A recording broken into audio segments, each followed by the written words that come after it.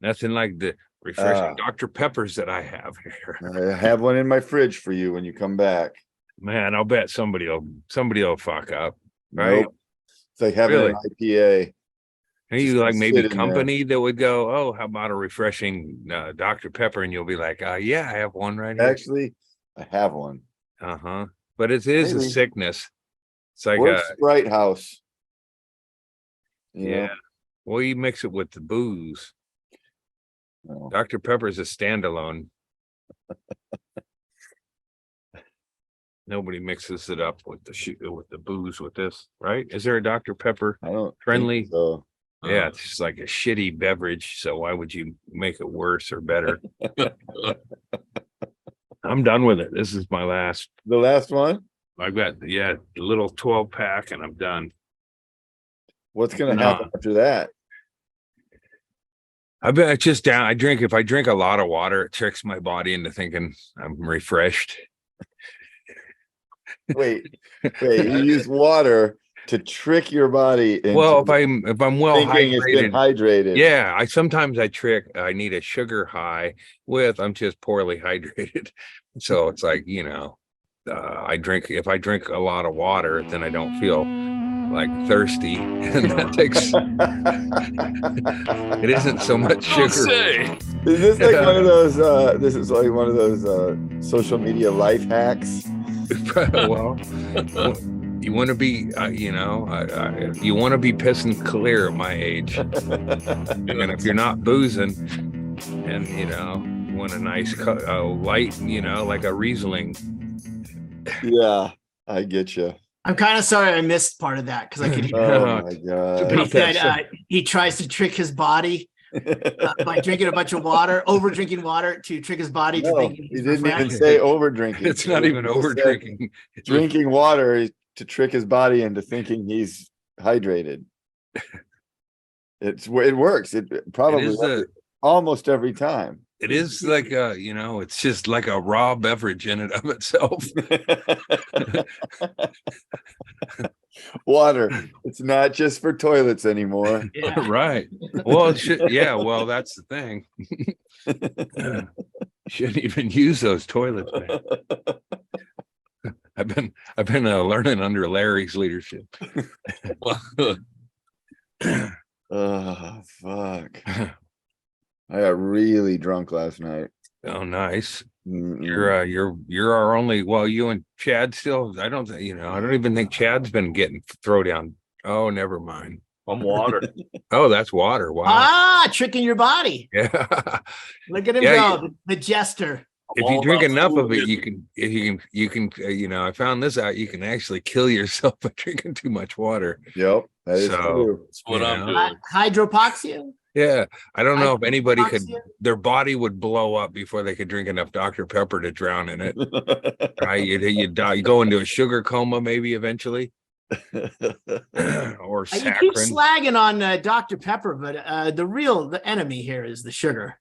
I mean, that's what. But just the whole diet, like the diet shit's really not great. You might as well just because it has no sugar. Water. If you play your cards right, you should have like just one or two ingredients. I think they gave up putting sugar in Dr. Pepper a long time ago. It's just a high fructose corn syrup now. You don't even get sugar anymore. That's true. It's more of a vegetable than a soft drink. You know what it saved them at Camp Lejeune is if they would have put a label on the water and some other, like they just didn't list all the ingredients. So people were swilling the water and it's really in effect more like Dr. Pepper. they were showering their babies in. That wouldn't be alarming that all of a sudden Dr. Pepper type liquid coming out of your shower head. Well, you're into some shit when you're drinking. I mean, anytime you're drinking a sugared soda, your years, like the big lobbyists for sure, like kids have rotten teeth and shit. There's a lot of bodies buried under any sugared soda corporation. Big soda, they don't fucking care. I think we talked about it one time on here. Like, there's a documentary. There's like a town where everybody drinks Coca-Cola. Yeah, the doctors recommend it for diabetes and shit. It's like, that's what I could do. I could do a witch doctorship. Like I don't wonder. Hold on. Do they offer that at the? I don't know. Well, I think if you want to be a witch doctor, you just got to show up and poison the other witch doctor, and then all of a sudden you're a little bit better at it than he is. But you don't want to get tricked by him. Yeah, you always got to be looking over your shoulder. Right? All right, yeah, that's true. Then why would you want to become a witch doctor? Well, just so I could, like, I mean, I don't know, I could say, fucking have some soda, man. That's what you think witch doctors do? They just recommend sugary drinks? I mean, that's today's witch doctors, Erickson. That's not the ones you're thinking about in the old movies. Yeah, it ain't all killing chickens anymore, man. Some of it's done over Zoom.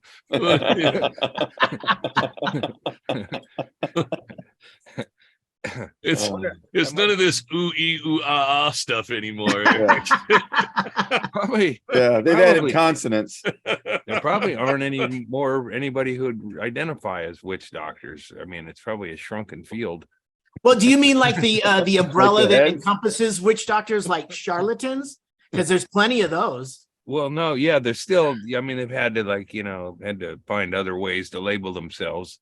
I'm not so sure Matthew McConaughey may not be a witch doctor now. Possibly, I didn't listen attentively enough to really get it. That's what, it's good that's kept me out of organized religion, because I think I believe a lot of that shit. I just can't listen to the stories long enough to grip why it matters. What you're saying is you can't get to the end. I do believe that a big whale ate a guy and he hung out in there and shit, and it's a bummer.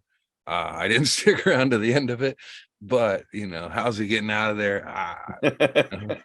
There's just no way. I guess we'll never know. Right? Yeah. I'll watch. I mean, if it's boring after a couple of shows or a couple, beats of the story, and I tell you what, Sunday school teachers, the old women, not great storytellers. But they were merely the guides, right? Because the storyteller was the Bible. Yeah, you're not supposed to add your own. You touches. You don't need no razzle dazzle. It should be the words on the page. But they take you away from your parents, and then there's an old woman who grooms you into believing Bible stories.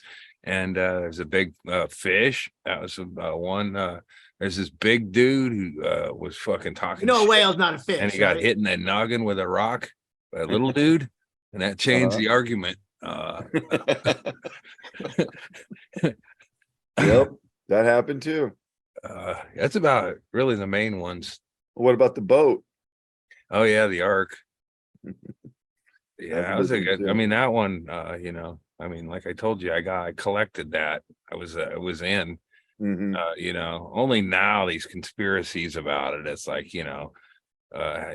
wait, there's a new conspiracy about the it's just none of. I mean, if you think about it, Noah's Ark would have been wrought with problems, and one Jew family couldn't have. But they don't want you to think about it, Andy. There was that's why the nuns are telling you to shut up. You would have needed at least one crocodile hunter per section, like one rugged dude like that for starters. All that hay and we've been out here for a couple of weeks, and all we got left is crocodiles. You're not supposed to, how did we get more than two? Are they greedy? There should have been a lot of those in my Union 76 collectible, or was it Arco? I can't remember. Arco, yeah, the little figurines. When families all loaded up and nobody wore seatbelts, and you just you did. I was always in when we had the station wagon, I would sit back there with some friend, or not even a friend, some neighbor kid or something, who would sit back there and stare at each other. Hey Andy, did you have the station wagon? Did it have like seats that flipped up? So the flip up. That's the wheel well. That's when if the whole fucking grandma. I mean, grandma was like 2 or 3 brothers, just having her. She did. I remember it was DMSO or is that it? DMSO. was What? DSMO. It was like a horse lather. I think it was some sort of my grandma was way ahead of Rogan in using horse medicines for alternate use. And she got shit from the vet, and she would slather herself up with it, and it really was a stinky shit. Are you sure it was for horses? It sounds like it might be something for saddles. It is. It's a horse liniment. There you go. So my grandma. That's why that explains her ankles. Diethyl Because my grandma had big fat fucking horse ankles. Wait. Make your leather supple. My grandma was a Clydesdale. No, horses don't have fat ankles. It's one of the. Yeah, no, that I was thinking Clydesdale. Yeah, because they use the DMSO gel. Yeah, it might be great for lathering up and getting rid of your bullshit in your trailer, but when you're loaded up in a station wagon, it's probably not something to, I mean, that's where my bile duct cancer come from. I wonder if that company still has some money for. So you said your grandma used to put this on her ankles and shit. Everything. Yes, everything. Okay, probably, everything. Probably.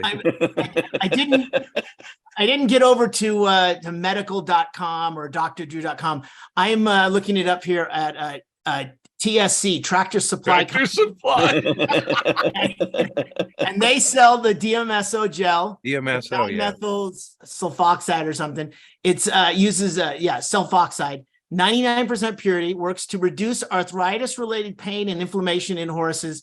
It can be effective cerebral edema treatment, and it facilitates the penetration of the skin barrier for other medications, allowing for easy and efficient absorption. That's pretty good. I might have to get some of that shit. Some DMSO. It was used in a murder scenario. It was used in a murder scenario, like on Quincy MD, because the DMSO was the drug that somebody touched, and that soaked in the other drug. Some shit. Yeah. I remember thinking maybe I could kill grandma. This was before COVID, when you couldn't kill a grandparent just by showing up. I was maybe thought, well, I wonder if that, she could have a mishap. And she had plenty of mishaps. They were just all of her own doings. It's been a fun episode so far, you guys. This is like when we should ask for hey man, if you can help support our podcast, get on the Patreon, because we do it at the end, and then it's like sometimes people go in and eat a bunch of buffet, and then they'll take off before the bill drops. I think that's what happens. We go at the end of our episode.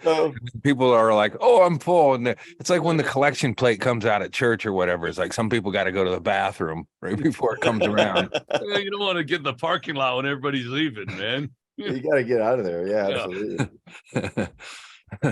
Yeah, well, there you go. That's it.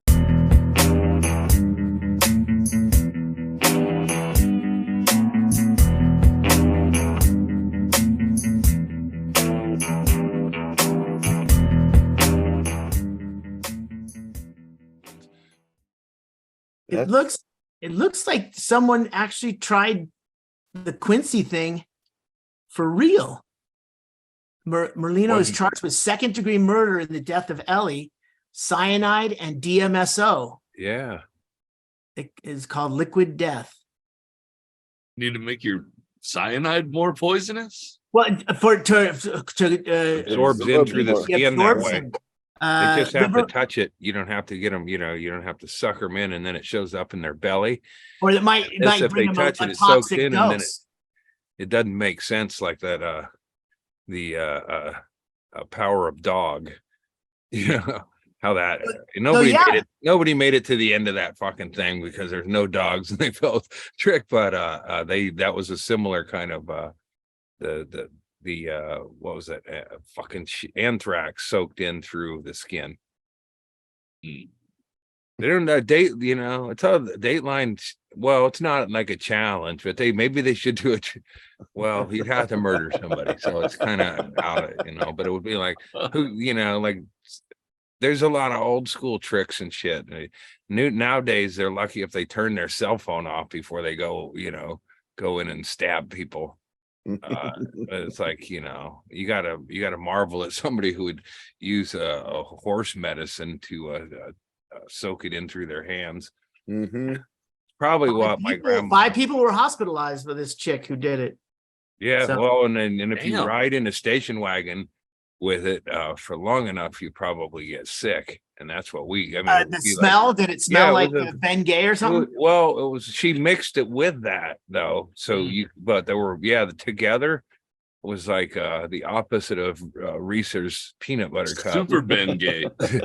Yeah, like there was two powerful stenches that didn't really gel, So that was that was grandma. Plus she drank a lot of cough syrup. So, and would tell inappropriate stories. So she was kind of a pretty cool hang. She's actually one of my. Wonder that she had any tether on reality with everything that was going on. I'm not sure.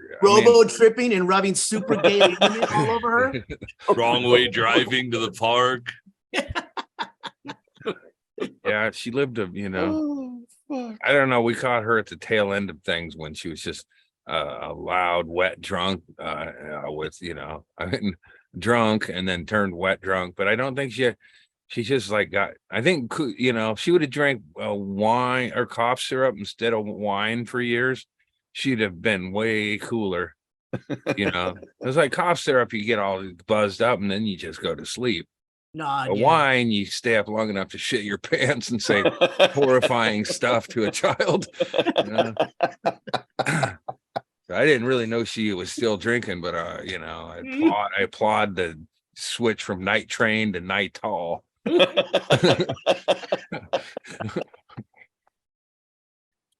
That's when she got pretty generous with her dough. You were so close on that one.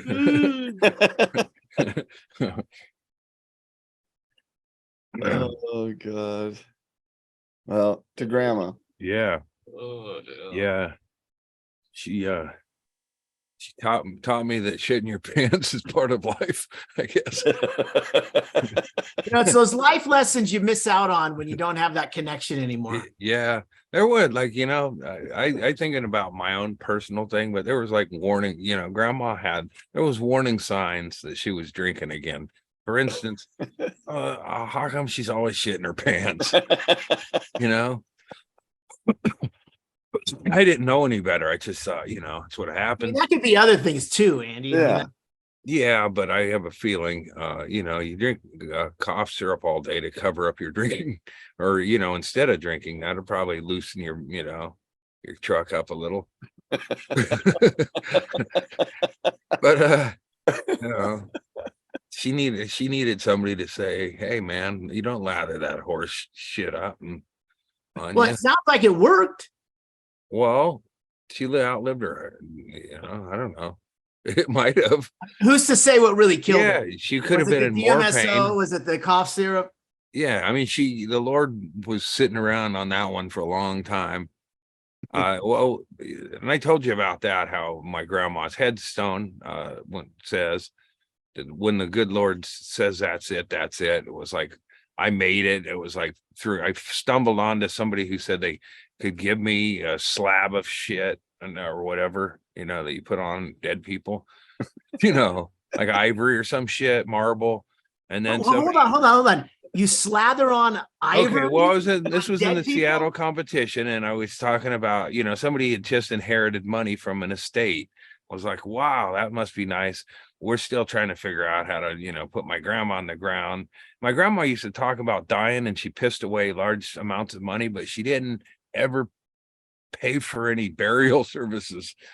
So it's like when she died, then there's like, oh, the tab's due on this shit. She had paid for a hole, I guess. So but didn't pay for covering it up. Yeah, we did, we had some assembly required. Your own dirt. Yeah. Larry could have saved his money on the digging back in the day. The headstones are pricey, man. Those are about $5. Oh man, yeah. It's like that's why, the idea would have been with my mom is let's get rid of her fingers and her head so that we don't have to pay for burial expenses. You have to pay him by the pound? Well, I'm saying, you know, No. He doesn't want this body to be traced back to the family. So he's gonna do it like a murder. Right. It's a way to save money, you know, because it's expensive. But with grandma, she had her own pre whatever. People used to buy. I don't even have that, you know, or whole, you know, they used to buy a spot to get planted in. So grandma had that, and then so I ended up through this, you know, being in the Seattle competition as not making the top round or whatever. I got a headstone for grandma out of it. And then I made it up with her slogan, but she'd say that all the time. I don't know why the Lord's keeping me around was part of it. And then tagged. And then the other one was when the good Lord says, that's it, that's it. And, but, you know, she was also, you know, and then she'd go back and forth. It's like, are you questioning God? You know, grandma, just fucking lather that horse shit up and quit, you know, bearing false witnesses against the Lord. Obviously keeping you around as a spectacle for the rest of us and to help finance things like a roll-in shower. If it wasn't those are slick. Yeah, well, I mean, it was like on a vacation having Aunt Edna, getting her, you know, we were cousin Eddie's. So we had grandma when, you know, once she bounced out of her trailer and she moved in with us, then it was like, you know, it's like that was kind of like the high water mark of the Andrist. It's like we got grandma's income here. and the Lord is keeping her dangling on the ropes, giving her the old rope-a-dope. Grandma won't go to the ground. She finally, though, gave in a lift and recline chair midway between up and down.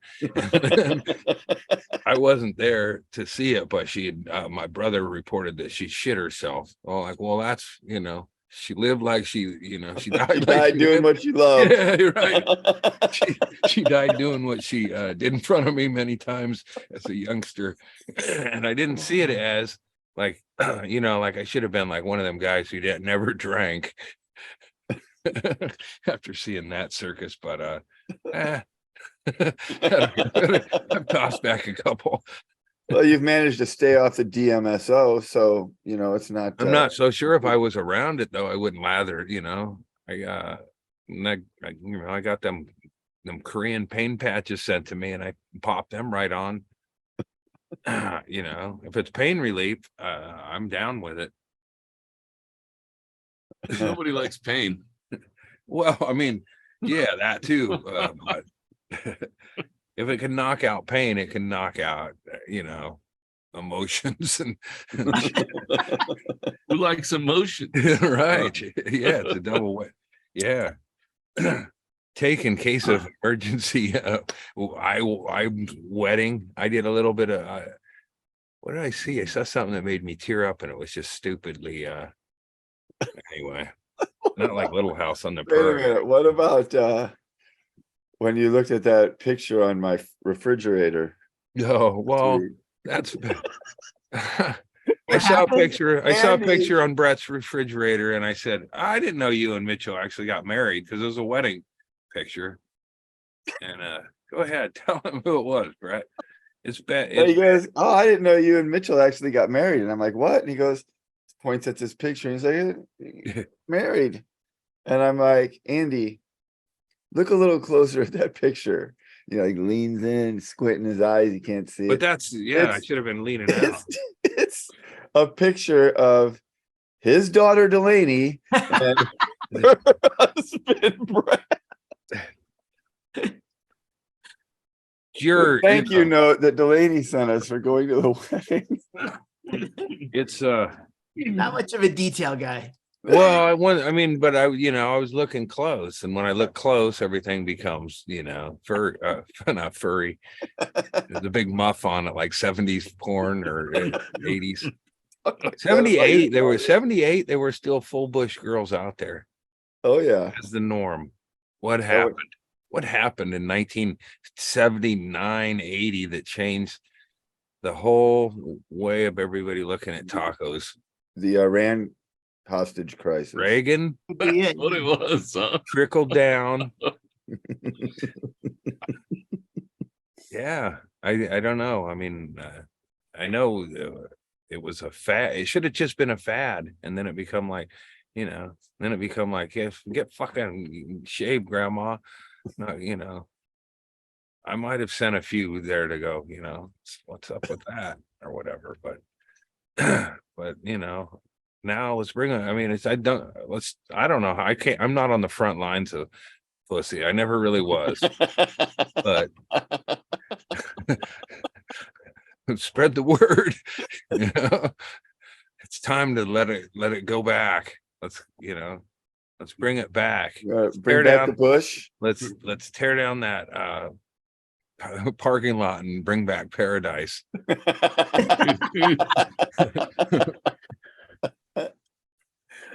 I'm with you, man.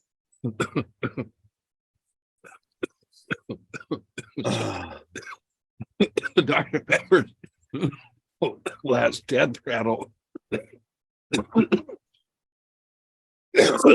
So, are we witnessing the last one? Because I've seen you take your last.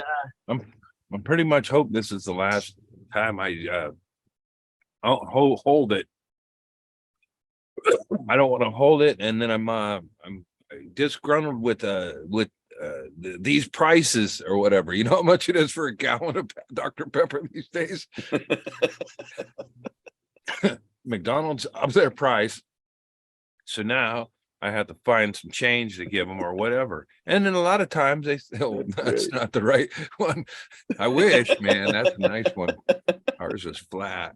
That's yours was a marker. Yours just was a marker on the ground, like someone a flat one, and it was installed illegally. And when I went back to Coquille recently, I went to look for it, but I couldn't recreate that rainy morning that me and Dave, pulled up there and poured cement out of the back of the car and then dumped that thing. Wait, you did that at a oh yeah cemetery? Yeah, we upgraded a cemetery. I think desecrated was right when you said it the first way. She was down there and nobody knew how to find her, so we found her, and then we were like, like when you're at a camping and you put up a plate with your family and an arrow.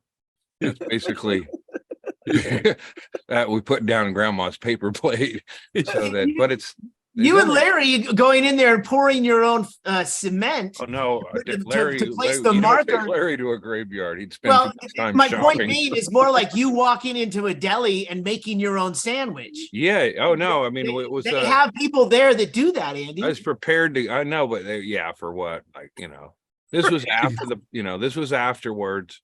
And we're like, nobody gives. Well, it has to be afterwards. First of all, nobody gives. You're a little presumptuous too. Hold on, Grandma, turn the water on. Quit wiggling, Grandma.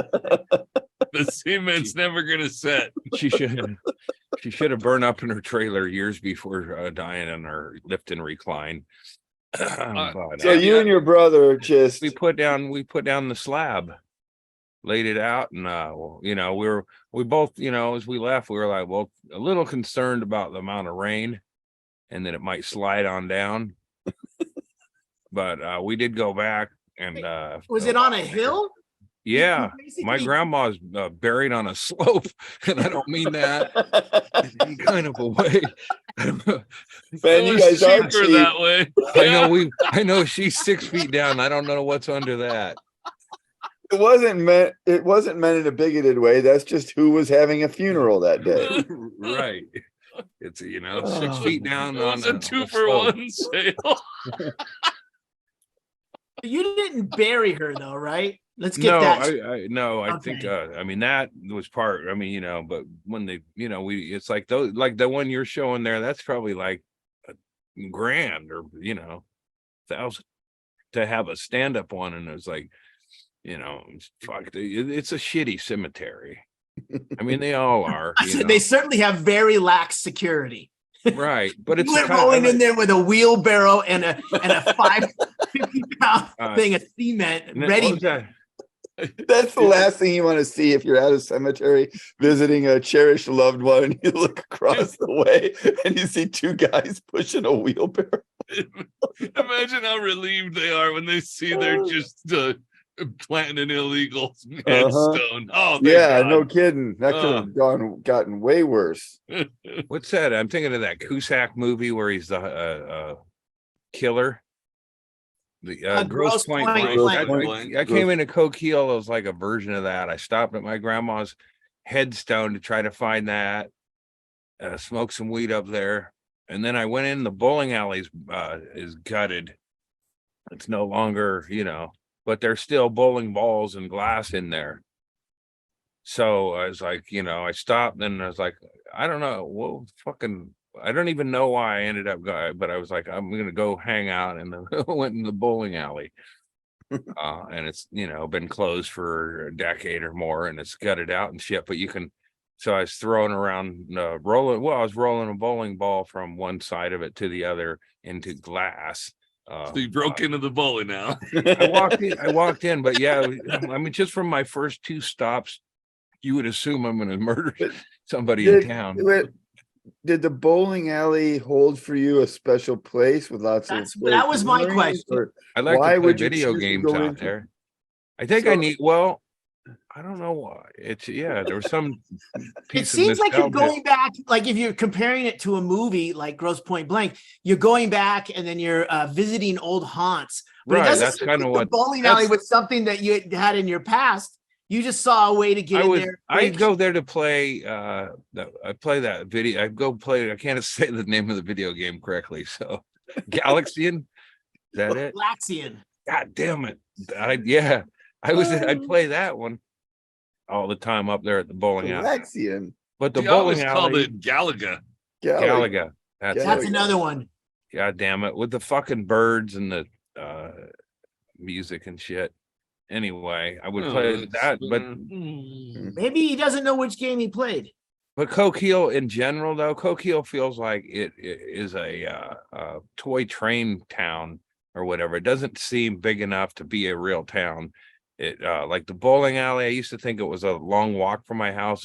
It's like 30 feet. I mean, it's further than that, but it's like, holy shit. I mean, I remember the adventures of going up through the neighborhood and cutting down there and being on the highway and walking to the bowling alley, literally like, a half a mile or so. And downtown, it's all just fucking, I feel like could be like, the whole thing is a fucking fraud. Coquille, if it existed, they can't, it's like they lost the budget to even present it now. It's just fucking, it's like the, fake storefronts and shit. It's like there really isn't anything to it anymore. So it's like, I wonder if there ever really was, or did I just have a vivid imagination that this town didn't suck balls in the most obvious of ways the whole fucking time I was there. Maybe Big Jim and all my toys were reality, and the rest of the shit was whoa. Yeah. I don't know. Andy, was this the game you played? Yeah, there it is. Yeah. Yeah. But there is, that's my favorite video game, but there is also Galaxian. That's what that's the one with the, I never saw that one. Yeah, this was it's similar, but more like this is more like Space Invaders. Yeah, that looks like the second level. That's exactly. They come up and they, if you got that many stacked up there, you're already fucked.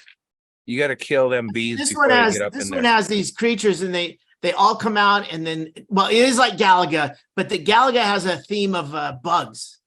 And I would shoot. You get buildings like to part protect 2 or you, something. And I would shoot a hole in the building and shoot up through that, which is kind of your collateral damage on Space Invaders. Whatever. Yeah, on that one, because he had a little, But I'm glad my folks didn't get me into guns or whatever. But I was always like blast guns where you could shoot shit, or that one was just with your finger or whatever. I liked ones where you could snipe and shit too. You ever played Defender? That was the hardest video game. What was it called? Defender. Oh yeah. That's the one where you would get going really fast in one direction, and then you had to like try to slow down and be crashing into shit all the time. Yeah, that good one sound was effect. I hard. always tried to master that. I never could. That was a tough one. Usually played Frogger on Atari though. That was one of my favorites. I love Frogger. Here's Defender. This one was hard because you ever go on just left. Oh and right. yeah. Yeah. What the fuck is that? Oh, little It's just a Little joystick alien. and a button for firing. Then you had a smart bomb too. Something like that. Yeah, and you had to save the little guys, like that alien captured a Yeah, little. like yeah, dude, you want to had grab that little hit rocket. them or and- whatever he's yeah, got. grab them before they hit the ground. It was a tough world Defender lived in, man. A lot of bad shit was going down. Ace is cruel. asteroids is where I like couldn't compete. Lizard would get up there, put his, they get your quarter up there or whatever.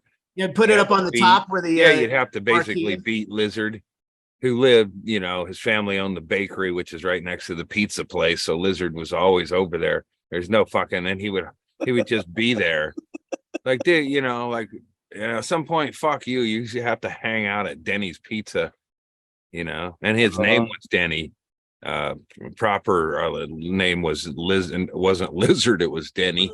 Oh, that he wasn't his Christian name? Okay. No, and he had no relation to the pizza joint, so it's just coincidence that the and God bless him on him. Didn't know, nobody knew what hair lips were back then, and nobody knew how to just let it go. We hadn't seen enough of Stacy Keach yet to really get that everything's cool and move on, man. So that's my apology. Oh, also, I wanted to say this after last week's podcast. I didn't know.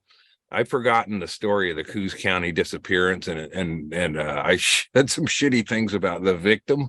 And You're talking about the kid who got I read up on it, and it's still an unsolved crime. And he probably just, there's a couple of different theories. I think so. Yeah, but he got abducted or disappeared and the fair was just a side part of it. But for a minute they thought he joined he joined up with the circus or the carnival. Like, Which you know was how the hard theme it of is to get a job with them, but this, and then a dude showed up years later with the same name and they thought they had it, but it was just a dude with the same name working in the carnival. But he got disappeared there, and I had it confused with movies and shit or whatever. I thought the story was just white trash choking out white trash and mutual shit, but this was more sinister than that. So what was the story? It's an unsolved mystery. That's where I saw it, was on Unsolved Mysteries. That's where it was Robert Stack who used the line "big hair and big dreams." And I remember going, fuck, that sounded really cool, but it does not apply here. I think you mean the Texas State Fair. It's like, that's a possibility. But I felt so like once I did a little deep dive on that, it come back to me that it was, it's a bummer. He should have had a chance to get his degree from Myrtle Point High School and go on to community colleges and impregnate a gal or two. Yeah, Denny's Pizzas.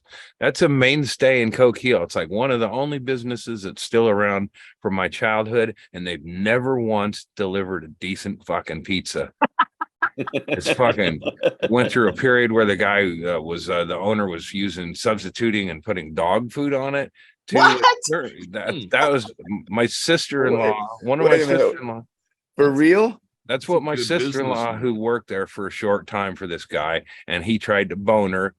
Okay, hold on. Before you start saying things like this, let's figure this out from the standpoint of a disgruntled former employee. Right. Someone alleges that he put dog food on pizzas. I wonder what his. I mean, like, it would. I mean, I think it's cool. It's like Coquille, feed them what they fucking will pay for. It's like, chances. That's not really a scalable recipe for success. I don't think it, what's a crane doing? What dog food? That for people to hang themselves up? They can't be building something.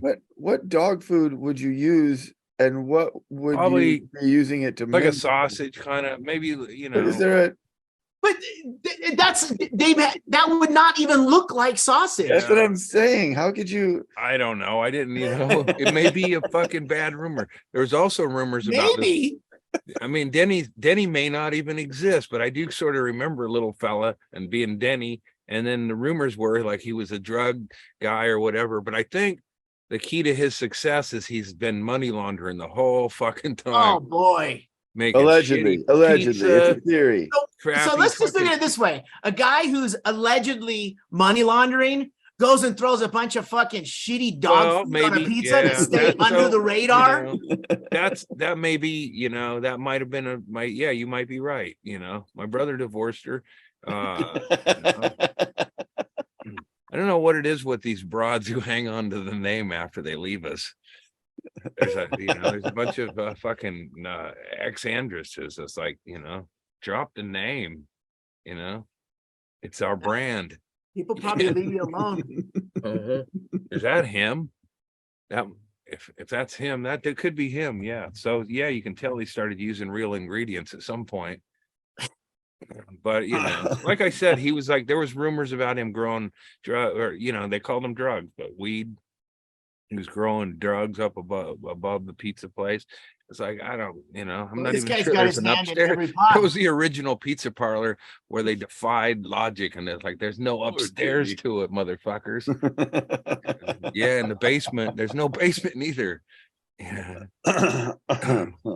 So this is Terry Neiswanger, who's the owner of Denny's Pizza since 2009. What happened to the real guy? That looks like a good pizza.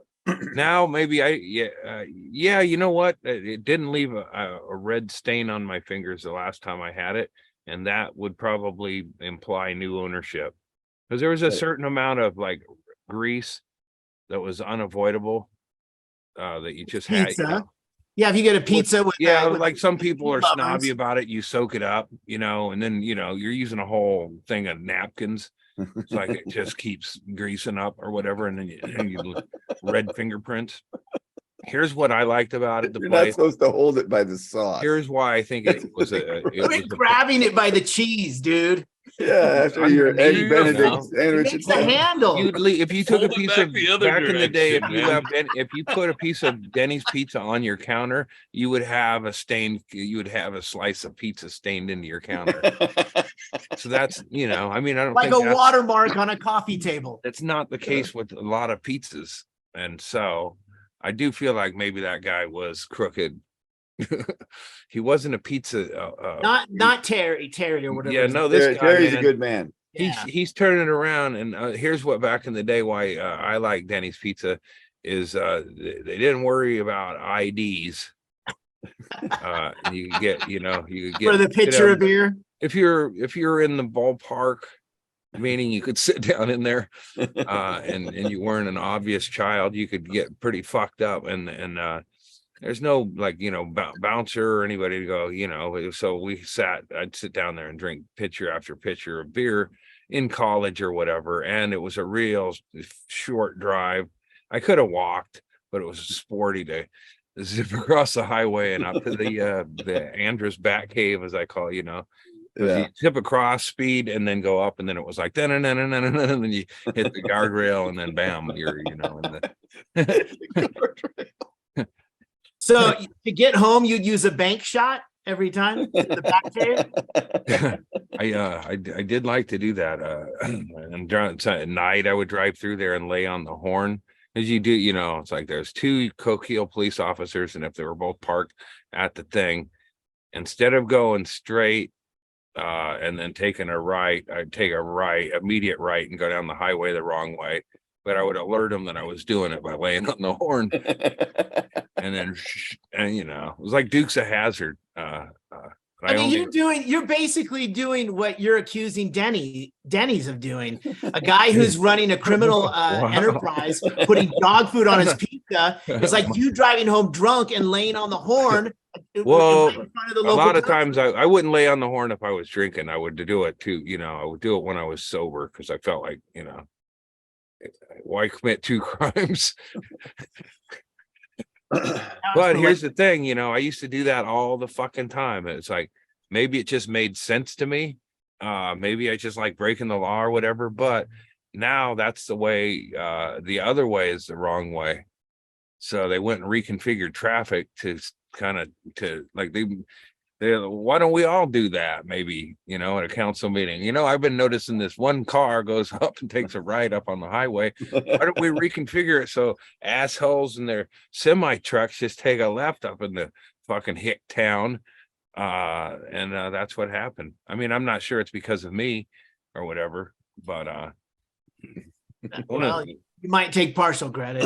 I don't know if this is a hobby that other white trash kids have, but me and my brother would play baseball by darting in front of, like Frogger, but not really Frogger, because we just ran a straight line, you know, through intersections or whatever, but would run and in front of semi trucks chip trucks and the chip trucks. Oh, they come through town, and I felt like, I mean, I didn't feel like anything. I was just having some sport or whatever, but running in front of them, and you know, it was like running with the bulls or whatever, you know.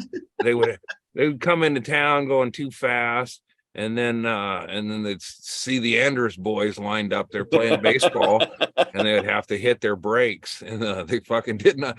This was something I learned about dudes, or you know, white dudes in trucks. They don't like hitting that fucking Jake brake, and they get angry. Yeah. But there's, you know, that was I was 100% on stealing bases. People. Well, I mean, you have to win every time. Yeah. The fact that you're steal every base. Yeah. I never got even grazed by a pitch, which would have been hit by a semi truck. Oh my God. You get a good jump, and there's, you know, it was I was quick and shit. But then you know, then people around town would report that shit. Like I talked about that Junice Huntley, the old lady who just did nothing better to do than sew big gym pants and then rat on me. But I mean, I think that, I don't think we have to, you know, assume that she's some sort of, you know, nosy, she pre Karen. This is Kravitz. Just because she's upset that a bunch of children are running in front of semi trucks on the highway. I mean, that's true. Like that might be something that she should actually try to get stopped. It'd be unconscionable that she wouldn't call. This picture, just so you know, this picture behind me is a chip truck that car just kind of pulled out in front of it. The white driver, I'm assuming, hit the brakes, and the load shifted, and that's what flipped him over. He didn't hit anything. The load shifted in the back, and that pulled him over. I think about my tenure in the mill. I cost a lot of wood, a lot of trees, a lot of, whatever. And some of that, I was probably kind of like I could have been thought of in eco-terrorist circles as, like I was like doing the same kind of shit, except they probably would have been, hey, don't waste all that wood when like fucking up truckers and shit. When Andy says Jake brake, do you guys know what a Jake brake is? I do. It's an engine brake. Yeah, for those who don't know, for anybody who doesn't know what a Jake brake is, that's that real loud noise. It pours exhaust back into the engine. It slows your engine down. And when Andy says they hate doing it, it's not they hate doing it. They're shitting their pants because they're hitting that Jake brake to try to slow their engine down because they don't want to hit their actual brake because they don't want that to happen, what Chaille is showing you. So they're trying the best they can to slow the fuck down without flipping the fuck over. Or freaking everyone out in the neighborhood because they're probably not supposed to be using their Jake brakes in the neighborhood. Yeah. I was like probably a hit of methamphetamine for the truck drivers. Like, oh shit. It's like a quiet little town. So it's like, it seems like you're just driving through Mayberry and then all of a sudden,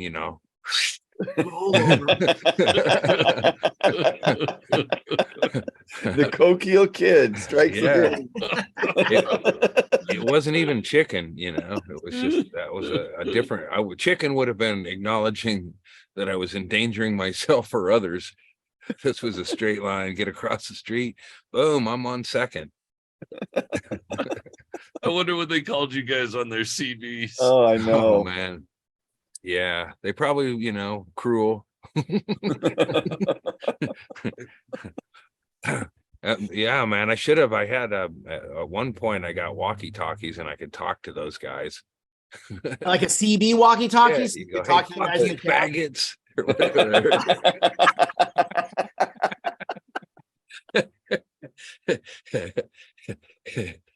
We got an emergency Oh, here. Fuck man. you. Click, click. There's no other reason why kids need walkie-talkies other than just to fuck with truckers. If there's another use, me and my brother never really. Oh, I'm over here. Yeah, I'm over here. All right, I'm coming down your way. And then you hear somebody, you know, fuck you, you fat faggot. Every once in a while, you get a response, and that was the best thing that could happen as a kid. Oh man. And then the thought is, they don't know where I'm at. That's a scary thought. It's like you can say some pretty saucy stuff to a trucker, and he'll return fire, and he'll say it right total back. anonymity. If you're standing on a street corner with that walkie-talkie and you hear a Jake break, you better fucking run, young man. I don't think truckers would be very cool with being heckled, you know. Comics can take it. You don't see a lot of trucker videos where they're No, and burning then hecklers on their CB. we had them. We'd get them down in uptown, and then from our property, of course, we'd throw the bombs and fruit at them, which is Up on top of a high point. yeah, we were on a just a little you know, a little above the highway, so you just, you know, we get the Royal Land cherries. It's where the drowsy Dolly met her. It's where Drowsy went down a little to the right. Larry can see Joe under the cherry tree, and every single one of the Andrist kids would throw stuff at vehicles at one time or another. I was probably the one who graduated from you know, the cherries, which were great. You know, sometimes you hit them they had a window down. You winged a big cherry and it hit somebody in the side of the head. Hell yeah. You know, that would be amazing feeling. yeah. And I would like because those were very good cherries. And I think that's also they were Royal Lands. And and one theory of my old man fell out of that tree and started the growth on his spine. So it's like a magic tree where, you know, life would be stripped from you, or you could, you know, raw dog a 16-year-old and make a baby right under that same tree. But it would make these cherries, and the ones that I would sit on the ones that were rain damaged or whatever. And I'd like to think that I was chucking only rotted or soft fruit. Not So you were helping the farmer out by sorting through his bad cherries. Yeah. Well, I keep once again justifying actions after the fact. Here's where I think we may have jumped a shark or whatever when we combined. Were these Queen Anne cherries, Andy, or Royal Anne? Royal Anne's. Royal Anne. Okay, I see them. Yeah, it was. I mean, you know, they're like the Rainiers. They're very they're big, fat, and delicious cherries. I saw an old woman eat a pint of them once at a border crossing because she thought we were, you know, gonna have to chuck them, and she fucking filled her jowls and juice down her fucking face. It was not ideal. Not ideal at all. Alice Lyman, big fucking broad. My family sucked, and then we'd get stuck with some other people's. This old lady who had to go on the same road trip we'd go on. We're going down to Palo Alto, and Alice Lyman lived there, and her son would get. So we'd end up with a fucking old lady, but she fucking. That's how I knew those were like worth their weight. You know, don't waste these, man. This old lady's gonna fucking eat 30 of them at once. What border were you crossing into California from Oregon, so They're they not going to let you fruit keep inspection. your cherries. Oh They no, take there your was fruit. there was a Mediterranean fruit fly. Yeah, It's a big deal for a while. They still have Yeah. the entrances coming in. You still have to pass through and stuff like that. But they used to check your car for like oranges and apples and shit. they still kind of have them fucking stops. You don't. Yeah, they still have them, but they don't make you. Yeah. Yeah, but that was for the Mediterranean fruit fly in the 80s. That's when you want to bring in now you can get them in there. Or you don't have to stuff your face. Yeah. But okay, so when we jumped the shark, what throwing stuff was when we introduced fixed explosives, and we'd drill a hole in an apple and then light an M80. And then I got pretty good at, I guess it's terrorism or whatever when you're throwing, all these terms now they throw at you, we're just kids having fun, but we get a stick, drill a hole, put the firecracker in, and then a friend would light it and then throw it, and try to hit the windshield. I would like to think I wasn't aiming for the heads anymore at that point. Muscle memory though.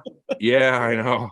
There's a few close calls and imagine you're just driving your chip truck, your big semi through town. You see a minding dog your own getting business, tossed over. whistling while you drive, just having a good day, and all of a sudden an apple flies into your window and fucking explodes. I put a couple right on top of their windshields and they blew up. It's like, That's good timing.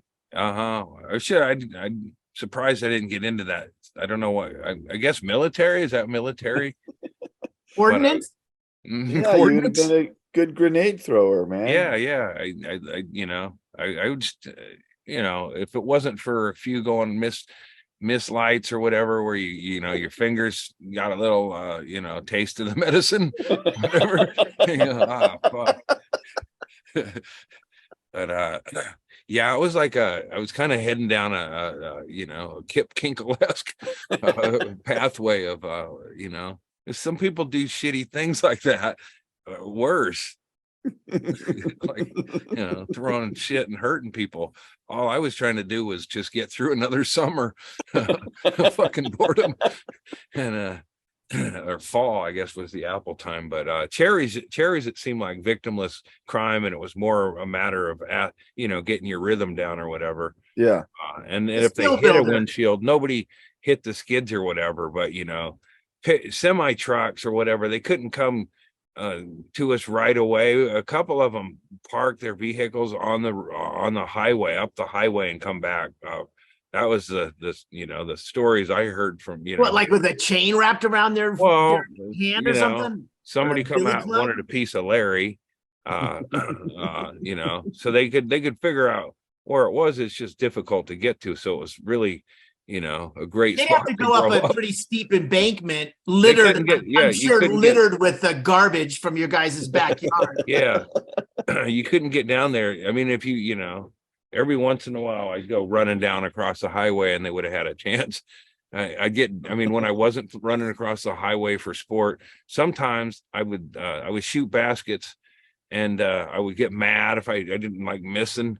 And then sometimes I kick the ball, I get frustrated and kick the ball, and then it would roll down this thing, and it was like a fucking, like what are those, I can't think of the name, those little drop the ball thing, but it was like roll down here, hit a bucket or something, like then it'd go down the path. Yeah, and then it was down in the highway. So I would flop down that embankment. I don't know if any of my brothers ever. I went down desperately after Drowsy a few days later, but she was long gone, some trucker picked her up and took her up the roadways. But I would go flopping down that thing and run across the highway, still in the rage from it's a bummer to miss the shot and then kick the ball, and then it's like, fuck, here we go.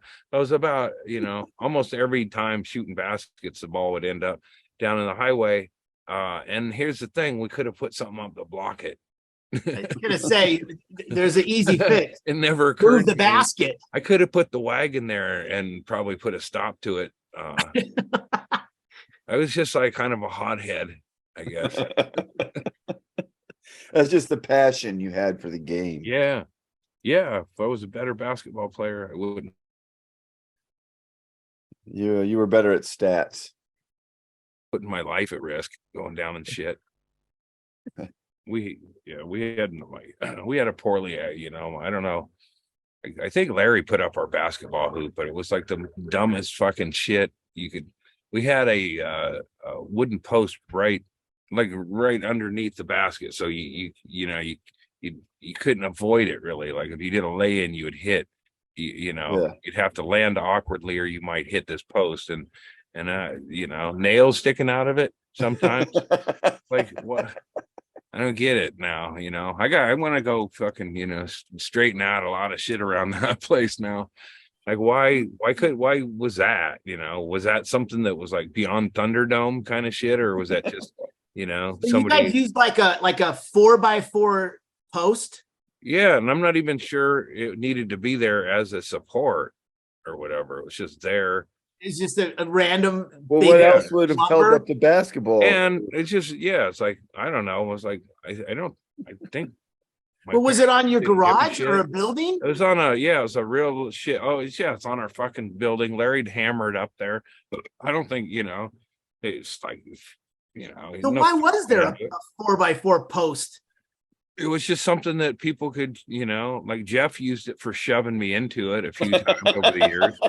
And the last time we really played defensive move. You could, you get a lay in, and then you could shove them, literally into a 2x4, and come back from that. You might. But the last time we really played out there, I utilized the post just fine, and I'd had enough of his shit, and I was hungover, and I fucking beat his ass. Went in for jams on him and jammed, and then stuck him into the post. Shit, that was like years of fucking listening and him talking shit. You posterized him. Yeah, I posterized him. I put him into the thing, into the post, literally. And I love that you keep getting jammed up into this post, and then you finally decide to do it yourself. It's like, I did. I'm going to adopt his defense. That's why I wish I listened to McConaughey more. He talked about that. I stepped into the same dog shit. The ball rolling down, going in for that shot, getting jammed into the post all those years. And then I just got on the other side of it. And that's how my brother Jeff was, though. He probably could tell you lifetime record of the basketball, like 906 to 1 or whatever. Because he quit once I beat him. That was the end of it. That's it. We enjoyed playing. He enjoyed talking shit all those times, and then one win, and it's like, that's it. What a fucking asshole. At that one victory. I put his fucking fat trash talking holy body into that post. That's it. That was your last swig. That's it. Oh man. No, I got 6 more, and come on, little man. ones. They're little ones. So that was your last one. Is it the last swallow today? But I went 2 days without it, so I detoxed. This is just kind of I don't like it. I'm sick of it, and the price has gone up. Even the mini mart, I can't get a 99-cent soda. So the price of soda for me is under $1. So if it's over $1, you won't pay it. Yeah, I'm not going to do it. And and I'm not holding anymore either. That's where I bet you the good people at the Dr. Pepper Corporation believe that you'll be back. Well, they can They're patient. They can wait. That's right. I'm gonna just think that maybe they like what they put that one-eyed guy who just got sentenced to 18 years in prison, Stewart, whatever. The fucking Dr. Pepper is using him as their social, he's their guy. Social media guy. Yeah, he's their social oath keeper. Yeah, they put him on the cut. It's like, man, fuck them. That's how they feel about that dude being on the Bud Light, or that girl on the Bud Light. That's how I feel about Dr. Pepper. They putting that one-eyed fucking. I know they haven't yet, but I'm gonna just imagine that going. They're fucking January 6ers. That's the soda of J6ers. Fuck. For a minute there, it sounded like you were giving facts, and then you pivoted there near the end. Well, what about all these fucking guys going to Target all worked up about Yeah, that guy. Yeah. He's the face of Dr. Pepper. Look at him. He wants Dr. Pepper for fucking, who are these guys? That's what I don't understand about these guys. It's like, you're fighting for the rich, dude. They don't want, for one, if you don't have you have one eye, and that's, you got to have a cool patch. You can't be that, they don't want you. It's like, why are there so many foot soldiers for anyway. I think the edibles are dragging me down right now. I know it's an oft-used excuse these days, but it just seemed to fall apart there. Seems to happen to the best of us. If you go with the eye patch, why not a monocle? What's the point? I'm thinking about that, but wouldn't that be fucked up? I mean, well, why would it be fucked up? I don't know. What are you going to put over that other You have to maneuver it. You have a patch on your bad eye and a monocle on your good eye. Funny one. Like, those big, like he's racist. He could have a big Asian eye. It could be bifocals. You're wasting all this over here. You don't need all this. And why don't you have a fuck Joe Biden? You want this guy to get an eye patch with one of those funny drawings of a Asian eye. Saying it for him because he's racist. So it'd be like kind of, these guys are so take themselves too seriously. I agree with you there. Like that guy who put his feet up on Nancy Pelosi's desk, who's doing 6 years in jail. I was like, have a good laugh. You talked about taking a shit at her desk or whatever. Is it, I was like, spend the next 6 years going, it's pretty funny. It was pretty funny. I didn't think I was going to get in there, and then I got in there and I did that. Yeah. Like, I wish I would have thought of something funnier. Like he'd be telling the story too. Like for a minute there, I didn't think I was going to be able to shit, and then I just concentrated, and it all came together. Man, it was beautiful. Pretty good stuff. Yeah. What did you do to save democracy? I went in and I took a big dump. That would be that. I'll tell you what, if that guy would have taken a shit on Nancy Pelosi's desk, he might have flipped me. I might have been, I was anti-insurrection before that. I might have seen things differently. If I was in that, it's like you get caught up into the mix of it. So if you get caught up in the mix, anything can happen. It's like doing LSD at a hippie show. It's like, wait, was I spin dancing? But once you get in there and shit, I'm not so sure I wouldn't have, masturbated at somebody's desk, not because of the person's desk, or it's just like, caught up in the moment. Yeah, like not sexual, but like if I'm at McConnell's desk, it's like, yeah, I did. I stood up at McConnell's desk and I yanked one off. But I will tell you, I was not at all thinking about Mr. McConnell. It's just very. I don't know how there's anything in his office that would be able to stimulate you in any way. Probably Coke. You don't think he's got Coke? That's not going to have a good end result, though. Oh man, McConnell's got Asian porn and cocaine. Probably, I'd still be insurrectioning in there. Just a minute. You put the erection in insurrection. But yeah, those are fun to see those guys, because they're like, they think Trump's going to get in the office and let them out too. It would be a wild thing if Trump wins the presidency and pardons all those fucking. Yeah. Oh man. Every single one of them. Yeah, for sure. Yeah. Holy fuck. Like, I would. I mean, it would be the results of it and all that shit would be ugly, but it would be fucking kind of hilarious to see all those. That's it. I mean, it would be a bad. I don't want that to happen, but if it does happen, the complete and final unraveling of America will be interesting. It'll be wild to be here for. Yeah, and then Jesus. That's a wild scenario. That is 50-50. We'll see. That's a wild scenario. But a lot of those people think Jesus is going to come back and judge the patriots versus the non-patriots or whatever. And so it's like already this crazy, so it's like and that they're so excited about the end times that they're like, fuck yeah, let's roll the dice on this shit. Schools for kids, it's not going to matter in a few years. We're going to be up, fucking heaven. And I think I would like heaven if I was in heaven right now. I've gotten about 2 pages of questions for my parents, like how the fuck could you questions, and that was like that'd be ruin a lot of breakfasts in heaven. And assuming they're there, that's what we prayed about or whatever, or hope for. Dad's up there without his legs because the fucking. Well, don't you become your best self, or is it how you were when you died? So that's I'd not go up there with questions. Princess Di is not having a good time. Yeah, I mean, I guess if you just go up to heaven and it's like people aren't grateful, so you'd be up there and go, "This is nice," and then well, it doesn't look like they clean it that, or what is that that's nice. Is that what we're gonna is that all there is for lunch? Yeah, every day forever. Yeah. Wait, I don't get a second helping. Mm-hmm. The only way heaven would be heaven's not a thing or whatever, but my parents, well, everybody's got their own version of heaven, so like you could end up in heaven and then all of a sudden you're just standing there enjoying yourself. And then all of a sudden, an exploding apple hits you in the side of the head. It blows up in your ear. Yeah. God damn it! The Andrist boys. And then you get sucked down to hell. Hell is really just a big truck stop.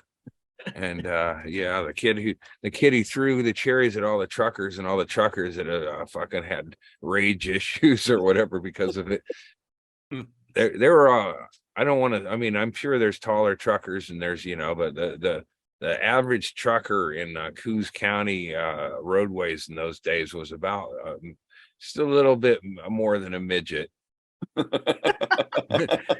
Emotionally, probably a little less than a midget, but as a man, they stood about midget height or whatever. With fucking most of it was ass and boots. Are you talking about the guys who hung out in Bill's drinking all day? No, I mean the trucker. I don't think. I mean, there were probably a few truckers in Coquille, but we were just kind of a town they drive through or whatever. But you'd see these little fucking dudes. Well, it was a mill town, so they would get. Oh they would pull up there. Yeah, you'd see them. That's where you'd see their little squatty bodies, or we call them, or whatever, and they would mill around smoking and drinking coffee while their trucks would get loaded up. But just little fucking dudes. I'd always like watching them climb up in their truck like a little kid climbing a ladder slide or something. But maybe they've evolved. Are you sure it wasn't a perspective thing? I mean, they were climbing into a large rig. Yeah, little fucking dudes, like little fucking short limbs and shit, I mean, BJ and the Bear was the only time I ever saw a trucker that was like over 5 feet tall. I mean, it may have just been, I don't know. Could have been a whole family of them or something. This is great. Like Oompa Loompa truck drivers was, Oompa Loompa truck drivers. That's what they were. They have wood blocks on their shoes so to reach the pedals. I don't know if you've ever been in a cab, but that's freelancing. That's like little crippled Kenny had them big. I thought that was a callback to when my brother Larry's a crippled Kenny who crashed his car, and then he said it was like he let crippled Kenny, who had one big shoe. Like not like Ed McMahon, a really big shoe, or no Ed Sullivan, but Kenny really did have a really big shoe, and but it wasn't. I think that shoe was an alibi. I don't really think that the car crashed because something happened. The car crashed. That's how Larry would. That's how the lie would be like. We want to get to the point where the car crashed. How do we get there where it's not like eluding the police or whatever? But to say that little Kenny wanted to drive the car, or crippled Kenny. And that his big shoe got caught. Somehow his big shoe was responsible for the accident. It's like, you can't argue with it. I mean, you could if it was in court, you could sure poke holes in it. But if you're just trying to get past it, it's like, I don't know. Meanwhile, all the drugs are hidden in his big shoe. It makes perfect sense. Yeah, I just listen to it and go, okay, so I guess I'm not driving a car to school on Monday. Larry and Kenny went out to a barn to get some antique, like whose barn? Did they okay this? Why was it done so late at night? And why take a crippled sidekick for burglary? That's never, he's your Seems like wheelman. there would be other better choices. Yeah, it sounds to me like I think you're onto something. This sounds very usual suspects to me. Yeah, he's got a lead foot. I think that crippled Kenny might be an OG Kaiser Soze. The whole thing is a setup. His name's not even Kenny. That's not his shoe. Could you get Detonator to Well, yeah, it was a pretty good gang your brother had. I look back at the I don't have it handy here, but my brother's made her, I guess, mysterious racer Larry. He made the top 5 most wanted list 2 weeks in a row, and but you should see, like you go, well, he must have been a rough character. And you look at the guys that made the other top 10 or whatever. Make him look like nothing. It was like there was some some Frankensteins coming out of some really I wonder if I know they dumped a lot of meth in like places like West Virginia to see how it shakes out. Like I feel like Coos County might have been one of them test regions, because I was popping speed in high school, and my brother was on the when they first had meth out, he was like on the rollout. Like when people line up for new sneakers or whatever, Larry was in that first wave. There's a new meth coming out this week. Yeah, we're gonna go sit in front of the store and wait for it. It was really like years before I'd heard it. I even heard a mention of it, and he'd already run amok with it. Remember when we used to call meth crystal? Right. They call it crystal.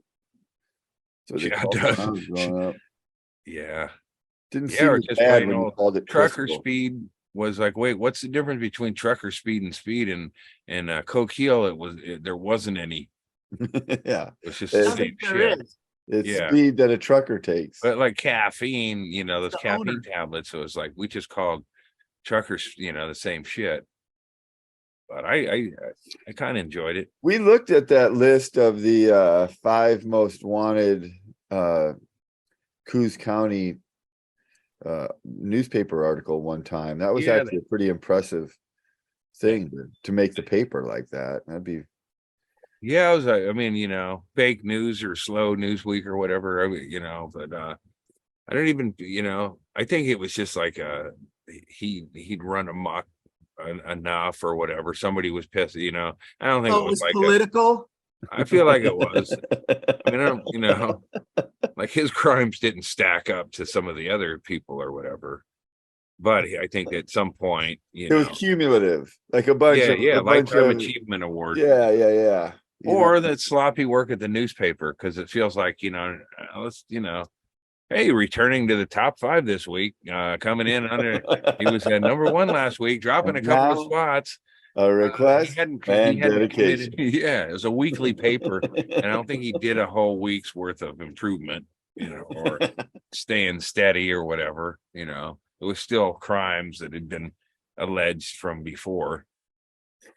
I'm covering pretty good for him. That's wild that they would put your, like a most wanted local edition in a paper. And he just he just did a nuisance shit. Yeah. And it wasn't even nuisance shit. If they would have made running amok and crystal meth legal back then, he was like, no problems. Running amok. Yeah. It's like, if meth were cheaper or whatever, a lot of the crimes seem to be committed to keep the momentum going on the drug. Right. And I think, you take that away, and he might have been just like Michael Landon in Little House on the Prairie type of guy. he liked getting, he liked kids and shit. Yeah, just get a farm. Uh-huh. Have some daughters. Larry on the Prairie. He would have been all right. So that he got that Doc Baker's bag. That happened in the little house too. He got all squirrely like Albert when he found Doc Baker's morphine. And, I'm pretty sure burnt down the blind school as a result of it. Yeah, a lot of bad things happened. Oh shit.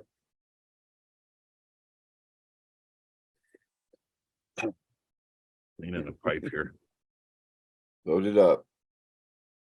So everybody's been asking, better. we can clear the air here. Was Stanhope alive when we last saw him?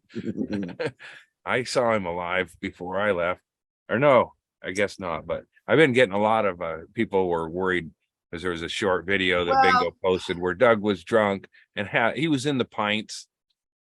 No, we don't really know. And then we just talked about it. The podcast released yesterday. And right before we started recording, I was asking Doug specifically, like, what happened exactly when you left upstairs in your hotel room to go down and get the vehicle to go to Rogan's? And he goes, I was fine. I went down. I go, what happened? Who did you see? This is the thing. He had no recollection that he went down, had a few minutes to kill, went down on the fourth floor where there was a convention of bartenders that were doing speed mixing or cocktail, contests. Went down there, was a fucking asshole heckling from the back, and then went up and asked him for a drink. And he thinks he goes, oh shit, that's right, I did that. But because okay, first of all, he had no idea that happened.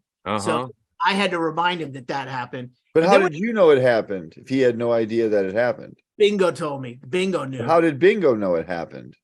Because something that happened while I think she walked down with him, or something that happened, like he told her he had totally forgotten that he had done that.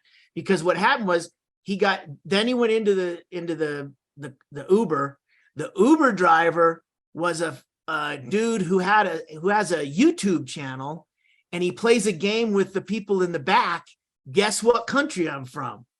So Doug is sitting there on the way to Rogan's, totally lucid, like making jokes and talking to this guy. He's not like slurring and all like slumped down. He's talking to this gentleman who then posted it. So now it's out, and he looks fine. But he Doug says that when he got to Rogan's, had made a coffee with whiskey, and that's the last thing he remembers. So was he completely fucking one thing he said on what? Say that he was completely hammered on Rogan's. He has no idea what went down at Rogan's. He remembers making the coffee before he went on the mic, and then nothing else. He must have had one of my Palo Alto cocktails. Because that's that's interesting. And Rogan said it was fine when he got there, but then halfway through however long they were doing it, Doug's like, I'm fucked. And Rogan looked at him and says, yeah, you're fucked.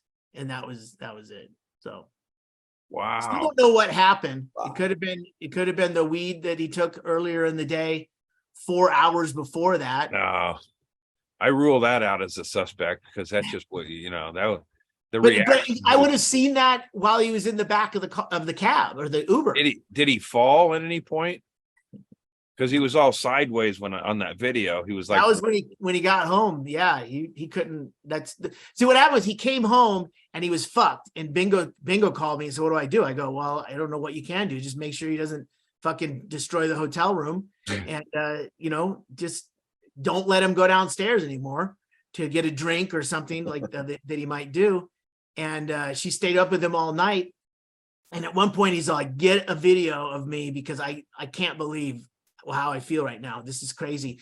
And that was the video that was it was online for about an hour or so.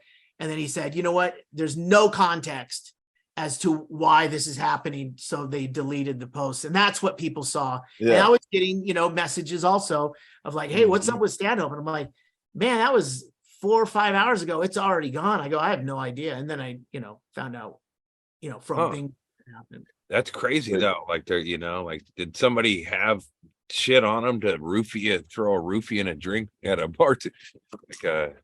He went down to that convention like on 2 or 3 different occasions over a couple days, and he was heckling an asshole every single, never sober. He was always going down there and just fucking walking through the room and just. So then it could have been a Rodney premeditated Dangerfield in the gift shop, Man. Yeah, He's so basically, he's basically chucking cherries at a fucking trucker for 3 days in a row, and then finally on the last day he darted out in front of a truck, and instead of hitting the jake brake, he just pressed on the gas pedal a little bit. Oops, bumped him. Came out of nowhere, Judge. Came out of nowhere. Never saw him. I was talking to my chimpanzee friend here in the passenger seat. If I just saw that show before, I probably wouldn't have made sport of the truckers, but it was just kind of one of those passed down from brother to brother. Yeah. When I would have saw that rite of passage. I was like, man, they're just regular people trying to get up the road with their illegal chimpanzee sidekicks. It would have been great if you would have chucked a cherry at BJ and the Bear, and he would have just let that fucking chimp loose on you kids. Oh man, they'll fucking chasing you kids through fucking Coquille. Maybe this is a closed set. How did that fucking kid with the cherries get on here? I wonder how much fucking faith that person had in that. That seems like a second or third pitch you would make. There's all these different trucker shows that were going on at the time. Was that a response to the movie Convoy and the song? That kind of shit was all the Convoy, and then there's a lot of like stupid music. I'd listen to that Convoy song all the time. That wasn't even as good as old Red Sovine Teddy Bear. That was the ultimate CB song right there. I'm gonna have to get that one out. What are you talking about, get my ears on that shit. We've talked about this song on here before. I know it. It's the guy's name is Red Sovine, Sovine. Teddy Bear, I think it's called. Coming up. Oh, is it a heart? Yeah, there's a couple of tearjerks. It's a crying CB song. Yeah, disabled kid who talks to truckers on his CB. Right, and he wants a trucker to come give him a stuffed. Oh my God, yeah. And then he get the trucker on there and he says, "Fucking faggots," and he he gets 100 feet from his place. All right, the kid gets abducted and molested. That's a tough song, man. Trafficking. So this kid needs a toy and a trucker delivers it. Oh, that's it. That is it. You're right. Oh shit, he's a petty. I was on the outskirts of a little southern town, trying to reach my destination before the sun went down. The old CB was blaring away on channel 19 when there came a boy's voice on the radio line. And he said, "Breaker 19, is anyone there? Come on back, truckers, and talk to Teddy Bear." Oh my God. Well, I keyed the mic and I said, "You got it, Teddy Bear." And the little boy's voice came back on the air. Oh man, this is every trucker's wet dream. Stop talking to kids, you fucking weirdo. Yeah, this is problematic. Now, I'm not supposed to bother you fellas out there. You don't have one of them LGB shirts on, do you? Queer? This is like the old country version of Eminem's Stan. Yeah. You're saying this was better than Convoy? Yeah. This is horrible. It's not even a song. What does he say? No, he's just talking. Yeah. It helps to talk. I want to hear the boys' version. I want a story that has a music bed behind. Fast forward it and see if there's any. It's just yeah, man. Back to his truck and take off. Well, you better believe I took my turn at riding Teddy Bear, and I carried. Wait, he's saying he's riding Teddy Bear? He did. He's just talking to Teddy Bear, and then he took his turn on Teddy Bear. So apparently they got a convoy Dog going. whistle for pedophiles. We ran a train on Teddy Bear like a convoy. But I want you to know, I saw it that day in the face of that little man. We took up a collection for him before his mom got home. Oh no! And each driver said goodbye, and then they were all gone. He shook my hand with a mile-long grin and said, "So long, trucker. I'll catch you again." Well, I hit that interstate with tears in my eyes. And I turned on the radio, and I got another surprise. Oh, no, another kid. Came a voice on the air. Just one word of thanks from Mama Teddy Bear. We wish each and every one a special prayer for you, because you just made my little boy's dream come true. I'll sign off now Coquille. before I start to cry. Man. And may God ride with you. 10-4. And goodbye. Wow. Well, at least he's showing remorse. Is that song like a hit, or is it just something people play in fucking? I don't know. That would ruin any parties bar. like the old Richard Jenny bit about the wreck of the Edmund Fitzgerald. Throw on Teddy Bear if you want everyone to leave. Yeah. That was horrible. No matter what you cut through 90% of it. Yeah. There was some serious fucking shit that was left out there. But it sounds like a bunch of truckers showed up there and made this kid's dream come true. And yeah, it This is before Make-A-Wish. yeah, That was I'm glad that kind The of faded, kindness of right? truckers. Because Trucker songs? trucker songs and trucker lore. I mean, it was a These were a big thing in 1976, man. Oh yeah. yeah. Now they can be replaced by fucking self-driving trucks that won't fucking show up at some kid's place. Not yet, but Erickson's working on them. We'll get there. We gotta. So 1979. Yeah, I looked this up because you were wondering what else was. The BJ and the Bear was 1979. The top TV shows 1979: Dukes of Hazzard, Facts of Life, Tales of the Unexpected. Never heard of that. Knots Landing, Benson, Heart to Heart, Buck Rogers in the 25th Century, Trapper John MD. Must have been the fading out of them.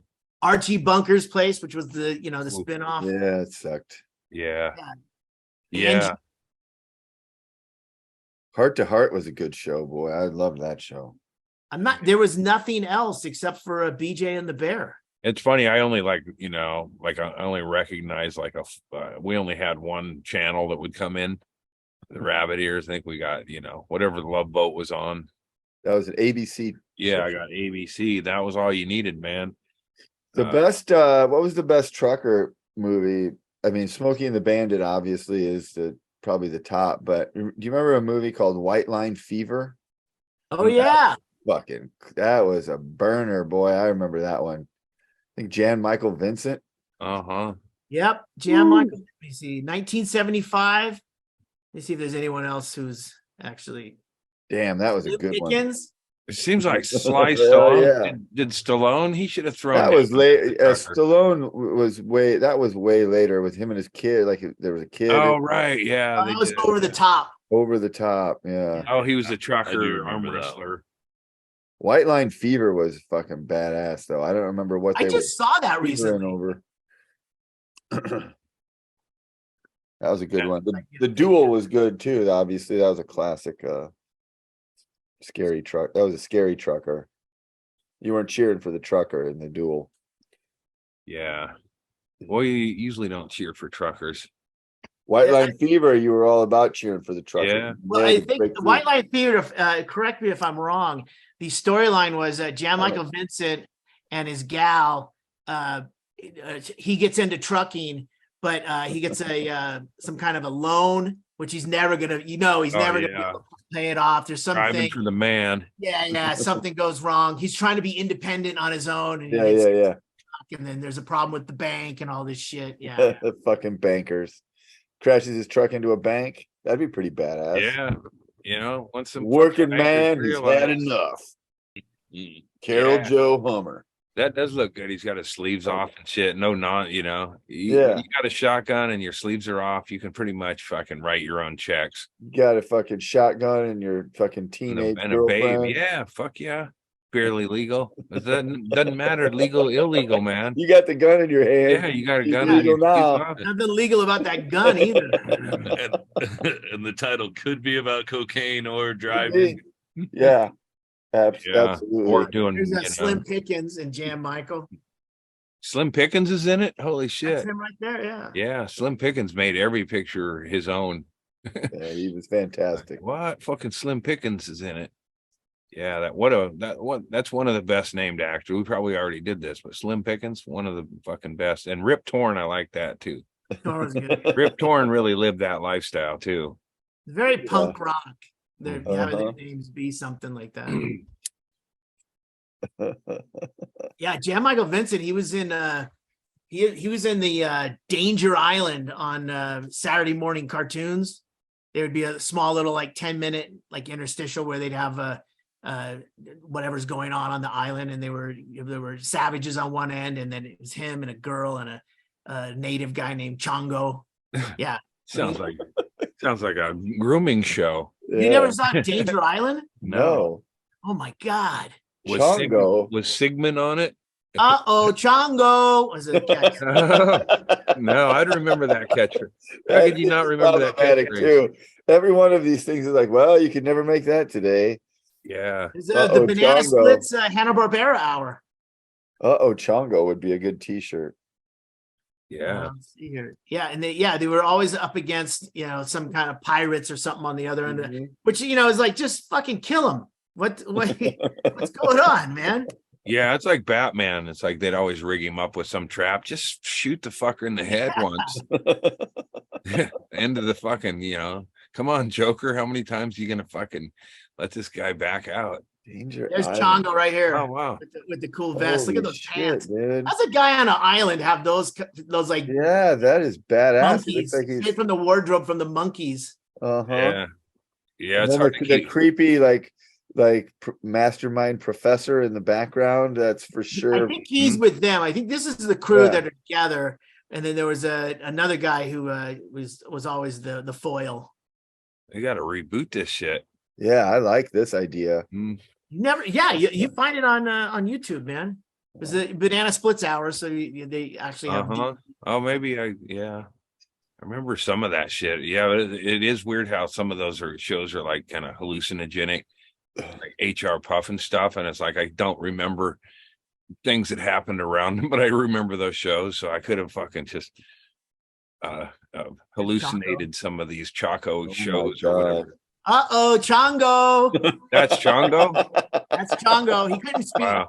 He's kind of like that little the monkey in Land Land of the Lost. That's what I thought you were describing. It's like they washed Chaka's face up a little bit, shaved him. Chaka, that's Like right. I could see Andy Dick in that role. And then it's like really Chongo, and then he just tries to and then Chongo jam his just dick kissed into me your head. in the mouth, and now he grabbed my dick. It's okay, Chongo grabbed the ladies too. He's just humping everybody's leg all the time. Chongo. Chongo feels entitled.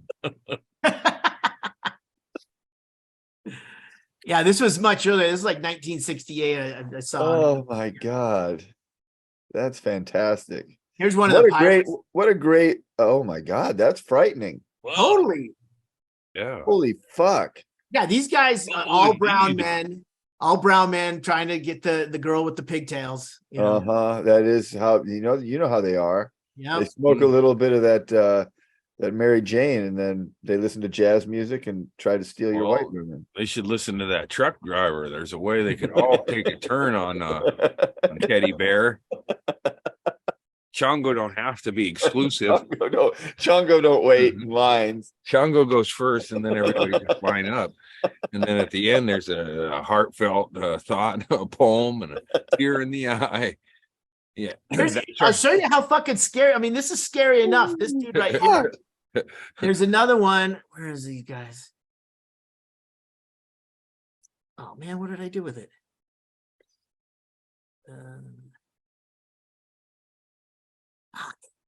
Just had it. But these guys, oh, here it is. These guys were fucking, this is, you know, sitting down with your cereal in the morning, watching the banana splits. And then there's a scene of this. You know, they're in a cave with skeletons and there's a black man all slathered up with, I mean, it fucking looks like an aisle of Dr. Moreau or something. And we're supposed to be watching cartoons. That's that horse ointment. Yeah, yeah, this show would the absorption they're feeling right now is through the roof. That's fucked up. This show would be canceled today because it's just it takes like one parent to complain to get a book banned. This is like, you know, 15, 20 parents calling in. There's a guy dressed as a horse and they're all lathered up and we're watching the banana splits with the big soft heads and everything. And now these guys are all greased up. Yeah. You know, there'd be some moms watching this that would complain because they would get, you know, a feeling. You don't mind it if they had t-shirts on, but you know. Back then, there was no monitor or anything like that. But you know, I think they thought if it's on TV, it must be wholesome. You know, Danger Island. I think I don't know about Doomed or whatever, but you know, when parents start really giving a shit about what goes on with their kids, you know, fucking library books and shit, it's problems. Like we watched, you know, this kind of shit would slide in there. We had a fucking, you know, weird ball of cheese telling us what to do. You know, well, just can't have that. Just imagine, think of it this way. Try to imagine a scenario in which you think that the problem is your kid's going to do too much reading. Like your kid does so much reading that some of that reading is going to send them in the wrong direction. Yes. Are you really that concerned about it?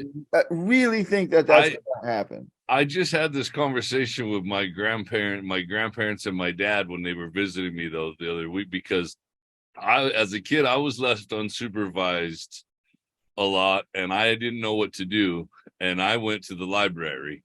And I read every Hardy Boys book on the shelf. And when I was done reading every Hardy Boys book on the shelf, I realized that I could read any book in the library. And I learned a lot of fucking shit that I probably should not have learned at the age that I was learning it, because I could fucking just walk around and pick up any book and I didn't have to take it up and let anybody check it out. I could just take it over to the little private reading room that had a beanbag chair and everything and just fucking read any book that was on the shelf in the library for hours on end. And that boy in the corner really loves reading. I learned a bunch of shit early. So do you think that there should be more monitoring of what children are able to access at libraries? Is that what you're advocating? Because I would be like, fine, like read all kinds of fucked up shit. It's fine. You're still better off than wandering the streets. I'm guessing Chad probably was reading stuff about how to assemble guns or bombs, and not so much about his weird uncle's friend Lenny. I think somebody maybe should have. There should be a system where you should still have to check out books if you're gonna read them. You shouldn't just, you know, if you're a little kid, you know, you shouldn't just go get whatever book off the shelf and take it to a room and read it. You should have to take it to that sounds big, shelf. Brother. Yeah, now you got to make a list. Now you're going to make a list. And that way you're, you know, a thing. I don't know. I fine. think a parent should Look, know you're what a fine. kid is reading. If That's you're called gonna, parenting. That's parenting. you Yeah, know, yeah, if yeah. a parent is that's all I'm saying. Now in my case, I don't think my mom would have given a fuck. My mom didn't know, or what, she wouldn't have known. She didn't read the books I was truly- reading, so she I wouldn't have truly- known not to, allow me to read those books. Absolutely would have, if I was parenting you, Chad, and I found out that young Chad was going to the library and spending all day reading all these crazy books, I would have said, fucking good.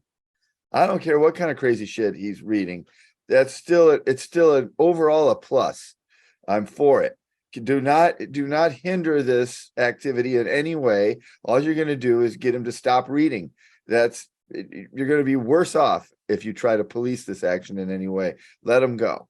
That's how I would. If you take it away, then they're going to want it. So. Sure, Well, maybe they would want it. Maybe they would want it even more. But I'm just saying that reading, the overall idea. I mean, look at you now. You're still deeply into like reading and audiobooks. Like this is a thing that should be encouraged, not discouraged. You should not be trying to.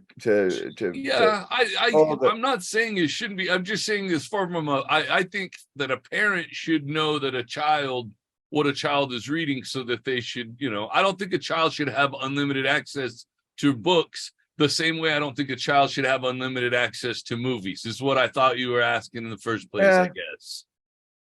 I mean, depends on the unlimited access to movies, because it's like there's like porn. Yeah, Netflix, you got to use it, or it doesn't make it worth it. Oh, speaking of, to change the direction just a little bit, I don't know if you guys are co-opting someone else's password like we have been, thank you Jody, for 20 fucking years, but it ended. It came to an end. Netflix fucking stopped it. That was greedy. We just got our Netflix account fucking blown out. We have to start paying for. I've had Netflix for I don't know how many years. Never paid it a fucking penny.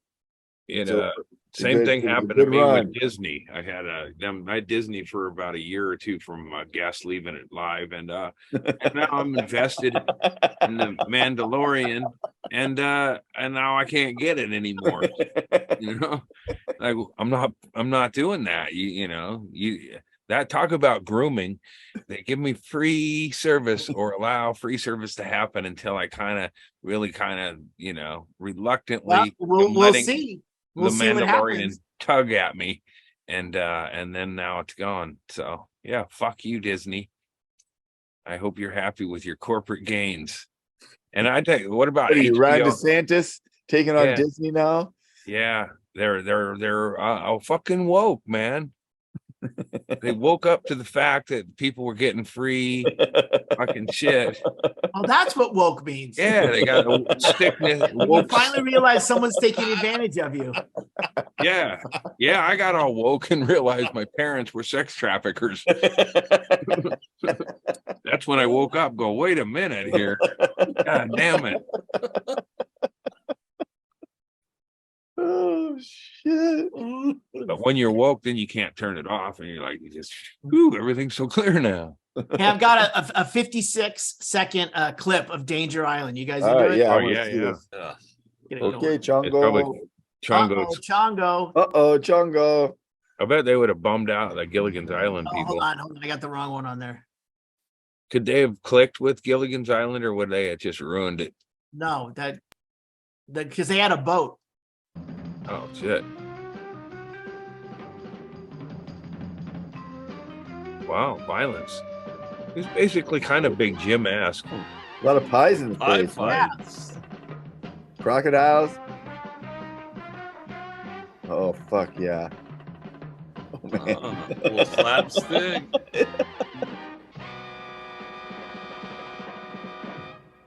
I get why they call it that. Oh fuck. That's pretty scary. Like Tarzan meets the Three Stooges meets Gilligan's Island. Racing back to the river's edge in hopes of recovering the map, they are suddenly confronted by Mutan and the Skeleton Men, who are That's now right, the on skeleton. his side. God, I would have totally watched Like this Charles show. Manson.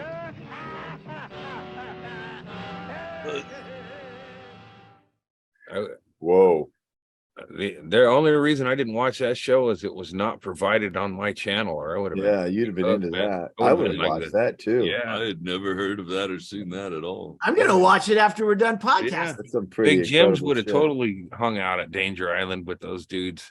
Oh, Fuck yeah, Big man. Jim would have been a good spin-off. Uh-huh. Like they crossed the two. Yeah. But fuck that corporation. Big Jim, big Jim Corp. But yeah, that's Got the cease and desist from them. that's them muscle dudes. I want to hear it. I want to hear an Chongo. That's why I'm definitely gonna have to watch that. He was the one dude who didn't, try to think he was gonna fuck that lady. Well, he was the one that they would Comedy do relief. something to, and he'd fuck it up. But Uh-huh. then, then someone would Yeah. end up being, Screech. Yeah, it's like having a puppy. Mm-hmm. yeah. Yeah, a Screech. Yeah, Screech maybe Screech got laid on that show, or they didn't even go there, but if he did, it would have been a nerd chick. Because you can't allow the nerd. All right. Hey, there looks like Rest there's his soul, intro. by the way. There's a couple of things on it. Here's someone saying, Chongo, this is the thing. This will be a good wrap up.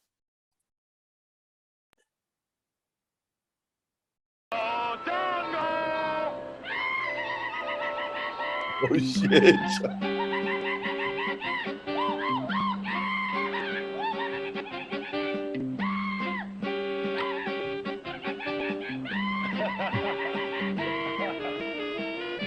They're friends.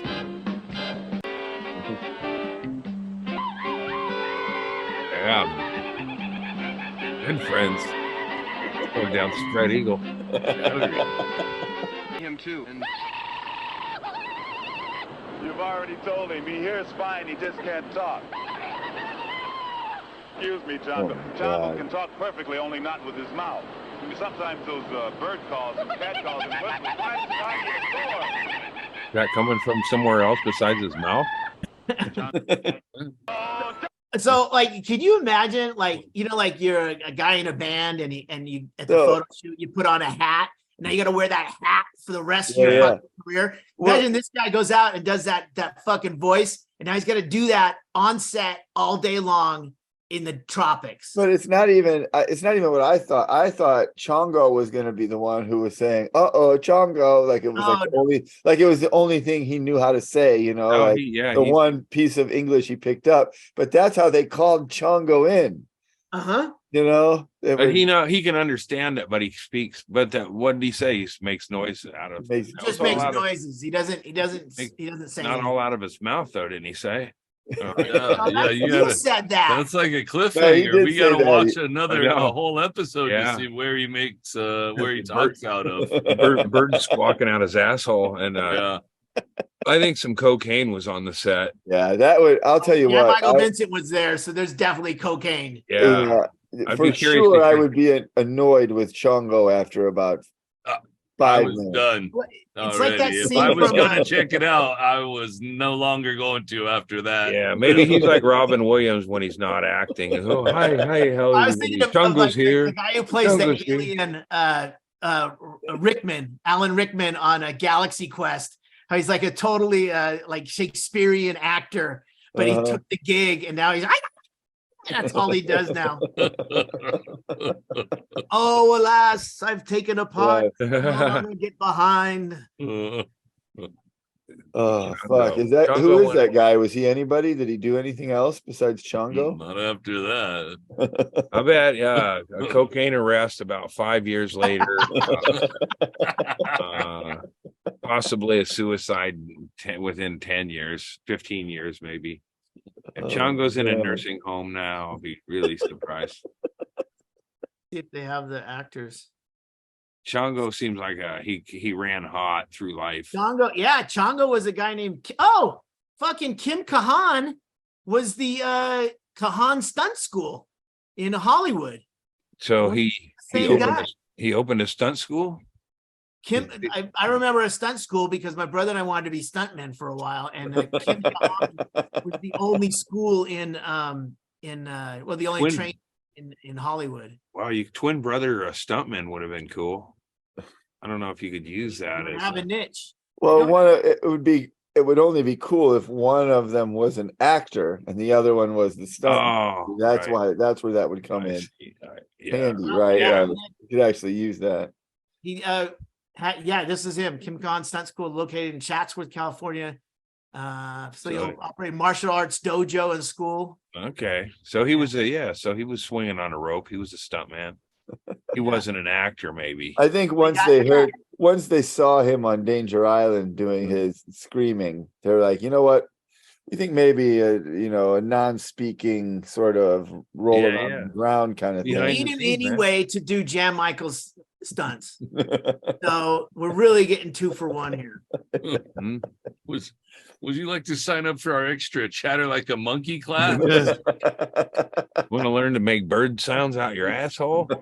Chongo's got it. He's just holding on to that. Chongo's somehow making noises out of his That ass. guy said that. He goes, he talks, but not out of his mouth. I mean, I don't know why he said that. Why would he Or say- what you're right. that Why would would he make say any that? sense. And then they showed him making a bunch of noises out of his mouth. There's something hidden, He makes turtle noises with his asshole. Really? I've never heard a turtle. Yeah, exactly. Squeaking noise. Makes turtles and what other silent beast are there? But turtles, have you heard turtles don't make noise, do they? Yeah. Oh, really? God damn it. Crunching noise when they eat Oh, lettuce. yeah, sure. Well, that doesn't. Turtles. But if they're Turtles just make hanging out, noise. Turtles talk. only in commercials. Only Yertle. I've never seen a turtle talk. Oh shit. Yeah, they're able to. Researchers found that turtles are able to produce a range of clicks, croaks, crackles, chirps, purrs, and grunts. Turtles be like, All that Chongo can do Chongo can do all those out his ass. That's Chongo's stuff. Fucking Yeah, you can't tell it from the picture, but Chongo's wearing chaps. that might have just been a piece of dialogue that they let slip, and it's like, yeah, we can't say that because somebody will, think that he's. Where else is he going to make sounds come out of? Nose is you can do a little bit. Sense. Yeah, it does not. The mystery of Chongo. Maybe they already knew they were getting canceled at that time. They were just ad-libbing shit in there. Yeah, they ran Fuck it, once. man. They ran once. Say some shit. Yeah, it just seems like a bad fit with the banana splits. It's not that, Somehow they were bringing down the banana splits numbers because of Chongo. They should have. Saturday mornings was for animation, and then you had to pick. Not always. Yeah, you get those live shows, and then I chose Land of the Lost because it was relatable. I wanted to disappear from my family. Wait, Land of the Lost is like more cool relatable than Danger Island. Yeah, those guys are all buff and shit. I mean, I was but I can't think of another one. There was about 3 or 4 live ones, right? That one, there was little tiny fuckers, the shrunken people. Oh, that was Dr. Shrinker. Dr. Shrinker. Also, there was also the Bugaloos. Mm-hmm. Oh yeah, I was a Bugaloo fan. I think the Bugaloos was actually a better band than the Beatles. Fight me. Change my mind. I don't think the Bugaloos played their own music. The Bugaloos, I remember their Bugaloos. Yeah, that had Martha Ray in it. Really? Anita Bazaar. Wow. Oh, she must have been the season actress of it. The rest of it was just madness. Fucking ad-libbing shit. I think were they puppets? The Bugaloos? No, that was live action, dudes. dude. Okay, they were dudes. I only watched cartoons on Saturday. I didn't watch any. Yeah. I didn't even like Land of the Lost. It was too scary for me. That's when you're sick. That's when you're fucking your lack of that's when your parents need to step in and say, get up, that's like you get up, start watching shit at 6 or so, 7. And then if you're getting into the 10 o'clock hour, you're a fucking piece of shit. You're gonna be the fat kid on the Bad News Bears, or a fucking ugly kid playing basketball and Teen Wolf. All right, you want to hear the Buggles? Not the Buggles. Yeah, the Buggles. song? Buggles. Yeah. This is their answer to the Beatles bullshit. Yeah, those cartoons only too.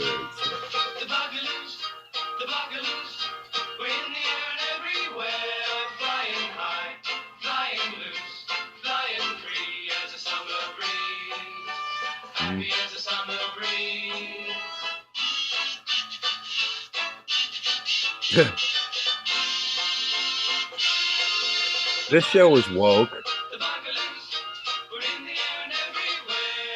Woke as fuck. Wow. Right? They're real tiny. Terrible. But Yeah. that was like, Sprinkle you know, Is that from the United States? Yeah. yeah. That's- Could you imagine parents in Florida that are concerned about drag shows seeing that? So they got fairy wings and Martha Ray. British Martha- accents. Yeah, Martha Ray was she a gay icon? She might have Yeah. preceded that. Well, but, yeah, her husband was Mark something, but super. I mean, this guy made was like right up there with Liberace gay. Yeah. Mark, what was his fucking last name? He was I on thought- Howard Stern all the time. Yeah, I remember you talking Yeah, about. but Martha Ray had dough when she was from vaudeville and did a lot of like the golden era of television, or not of movies. And then she was the polygrip. Yeah, she had spokesperson. she held on to that job long time. Yeah. She polygripped it. She probably gripped that job. Yeah, like Wilford Brimley did the Oatmeal.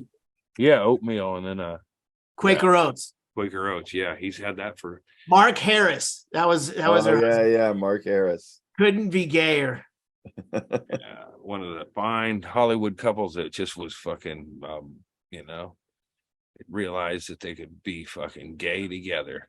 Oh yeah. Unlike that, Mr. Brady had to slum it around and suck dick in some alleyways. Hey man, just be cool with Mr. Brady.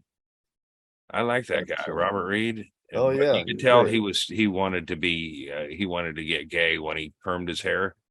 Like all of a sudden, Mr. Brady was like, he did not want to be on that show anymore. These two are married. Oh, really? Yeah. Is that Liber? Oh, that's Mark Harris. Yeah. Huh. I wonder if he even had to do anything that way. What do you like? Sprinkle is, like sex stuff? Yeah. I mean, I wonder if there were, like, I mean, as a goof, like they're just sitting around going, wouldn't it be hilarious if we fucked once? And I bet they did just one time. Hey, wouldn't it be funny, Martha, honey? Wouldn't it be funny? Take your teeth out. Just one time. Take your teeth out. Gum it. I just want to try something. Settle a bet. Yeah, I bet once the teeth are out of there, any mouth feels like a feller's. Wait, do you think there are girl teeth? I don't know. Yeah, they're smaller, right? Oh no. I'm gauging your reaction as no. His teeth are smaller, Andy. Yeah. Oh, yeah, that tooth fell out. Yeah, it's just one of my girl teeth. Don't worry about it. You got lady my, teeth. My man tooth is coming. I got men teeth up here, but these I'm no fucking dentist. In fact, I've been avoiding them for a while now. Oh, I feel like we did it. Yeah. Yeah, we're on time and everything. Or time is that was a good one. Is everyone caught up on Succession? No. Oh, Erickson was. How could you not be? What happened? I had to wait for Carrie Mitchell. She works on Sundays, so we'll be watching probably tonight. Actually, good. Well, Yeah, you could actually hold back and do the last episode as a double. Well, yeah, but I have to like. I don't really know. I'm sure it's really easy, and I could learn it in a second. I've never done it, but I don't really filter out anything on social media. Like I don't try to like filter out Succession mentions or whatever on Twitter. So even just scrolling any sort of news, like if I see any character, any mention, I have to like go really fast, like holy fuck, I can't even get a glimpse for fear of having something ruined. So I can't wait another week. We got to get this fucking handled. Not to mention, if you get caught up to 7, then you can watch the little clips on YouTube explaining like the background of characters and stuff like that. I think are very helpful. Yeah, I love all that shit. I'm gonna do all of that when I rewatch the whole thing. Like I want to just bask in it some more. So yeah, so I got to get that done. I enjoyed that Love and Death. Mm-hmm. If you can get through it, and the courtroom stuff's pretty interesting. And the last episode, I think there's one more after it, but that one shows the axe. There's a struggle between 2 women and an axe, like two girls in a cup. And maybe not like that. Yeah. If there was a sinister clown, the scene couldn't have been more gruesome. But it's kind of oh no, that was the last episode, because then they roll and they show how it's always. I thought everyone was already talking about it. Yeah, when they show how ugly the actual people are, it's a little, it's like, I'll bet if that would have been, instead of Elizabeth Olsen, it just would have been some ugly woman. I probably wouldn't have dove into it that much. So they tricked me with the good looks, but it was definitely a cool show. Yeah, I like her. She's good. She was good in WandaVision. Yeah. Yeah, I haven't watched anything. I just don't. I'm out of the groove of even turning the TV on anymore. I watched. I started it out in Austin. I was watching The Diplomat on Netflix. It's kind of like Jack Reacher, Ryan. That whole. But it's based on U.S. domestically. It's not international. I thought it was good. But I binged the whole thing. One season? Or is it it's just that's all I have is one season. It's a good cliffhanger at the end. I'll do that one then. I like one and dones. Well, it's only one because it just came out. They're good. There's a good cliffhanger at the end that leads it wide open to season 2. All right. Well, there you have it. Chad, you watching anything? You listening to anything? What's happening? I've not been. I've been in the recording studio. I've been doing classes. I guess I could give a plug to the classes that I've been doing. Yeah. It's vojumpstart.com. Well, you don't want to do that because you don't want any more competition. So don't. No, everybody out there, don't even bother. Chad's already got this locked down. It's I've been learning Studio One and RX. Have you been learning to make sounds out of something other than your mouth or your voiceover? Get the Chongo plug-in. There could be a market for that.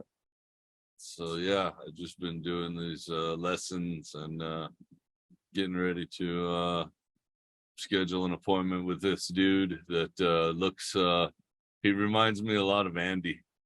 So all my classes I get to look at this dude in the little corner that he kind of reminds me of Andy. Does he smoke weed a bunch? No. Does he remember what time the meeting is? Might want to double check your times. His mic doesn't work. But